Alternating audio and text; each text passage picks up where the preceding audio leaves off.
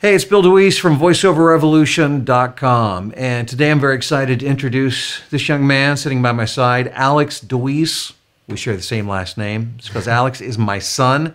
Alex has spent a number of years as a touring musician, also a lot of hours in the recording studio. He's also a graduate of the Conservatory of Recording Arts and Sciences, and now works with me, consulting me on the technical aspects of my voiceover work, as well as working with my students and helping to make sure they have quality audio, which we all know is one of the first steps in making sure that you present a great product to your client. So recently I sent out an email and I asked, I said, what's your biggest tech problem? What are you struggling most with?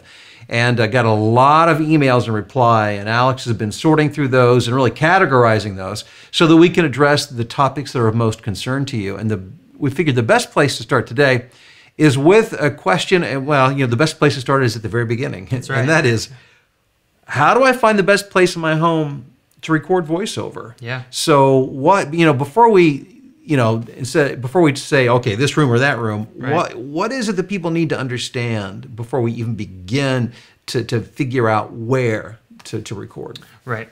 Before you start trying to decide where you want your space to be, you need to think about what your audio is going to be doing, right? So Okay. you need a space where your voice can't travel around a room, so you can't have a big space. So that's the first thing, is you want a small space. So smaller is better. Smaller is better. Okay. And as you say that, it makes sense. I've never really thought that much about it. I work in a really small space myself, but Right. the reason smaller is better is, okay, talk to me about size. And so if sound travels, then what's the big deal? Yeah, so the more space you have in your room, the more room there is for the sound waves to travel and develop. The sound waves, as they move around through the air, are going to change. They're going to lose some frequencies. They could maybe gain some frequencies. But basically, the sound that you're putting out of your mouth is not the sound you're going to get going into your microphone. Okay, and is that even, you know, even if things are well treated, all things being equal, even in a well-treated space, which we'll talk about in another video, smaller is better? Yeah, absolutely. Okay, good. Smaller is better. Great. What Smaller else? is better. The other thing is that you're going to want to try to avoid any exterior walls of your house. Okay. So we say maybe a bedroom closet is the best because you're not right up against an outdoor wall typically. For myself, I have 3 bedrooms. I have one in the back of my house, I have one in the front of my house, and then one right between them. And that's the room that I would use because I've got basically 4 walls on the outsides, keeping any of that exterior sound out. So I'm not against the street, I'm not against the backyard, I'm tucked right in the middle. So I hear you addressing 2 things. Number one is the distance you are from the noise. Obviously, the further away you are from noise, Right. the better. But also you're addressing layers Yeah. or material, right? So the more layers you have of, talk about that. Like, Yeah, layers or just thickness. You know, Okay. adding mass to your walls or adding mass to anything is gonna, you know, keep sound from penetrating through that barrier. Okay. So you've got thicker walls that's gonna keep more sound out.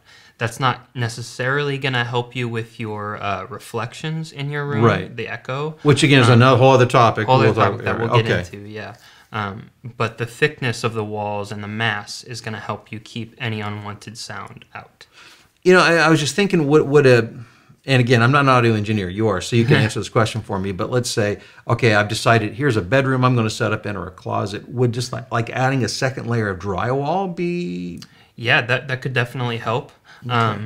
Drywall it's not as soundproof as, say, concrete would be. Okay. But yeah, adding any sort of mass is definitely going to help you keep. So if you out could some get of the cement sound. block and put that, like That would be the okay. So if you're building from the ground up, cement block would be the way to go. Yeah, that would be the way to go.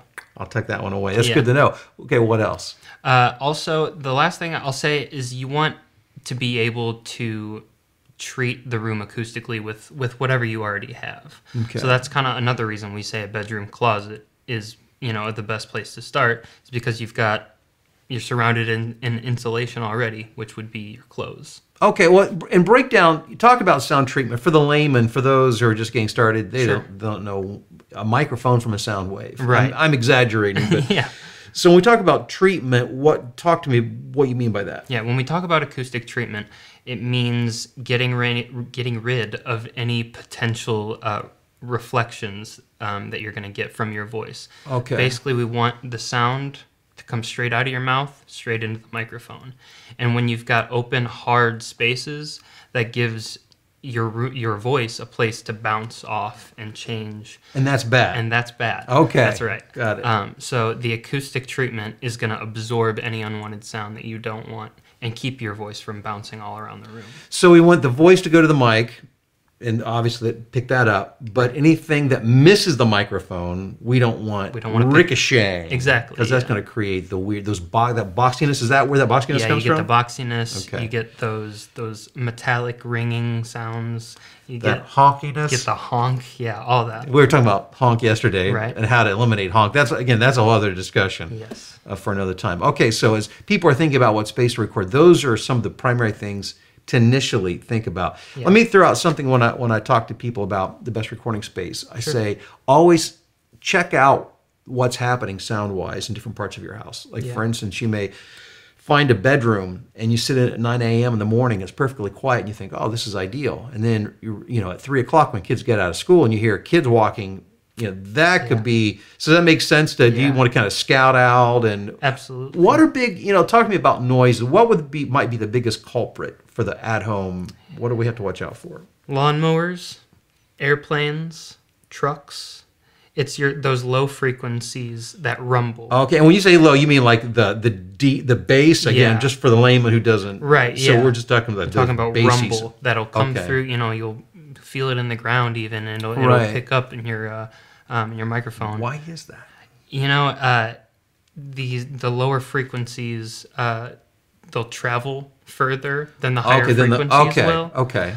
So you're going to pick that up a lot better, which is why you see a lot of those large diaphragm condenser microphones in the sort of shock mount to keep that rumble out.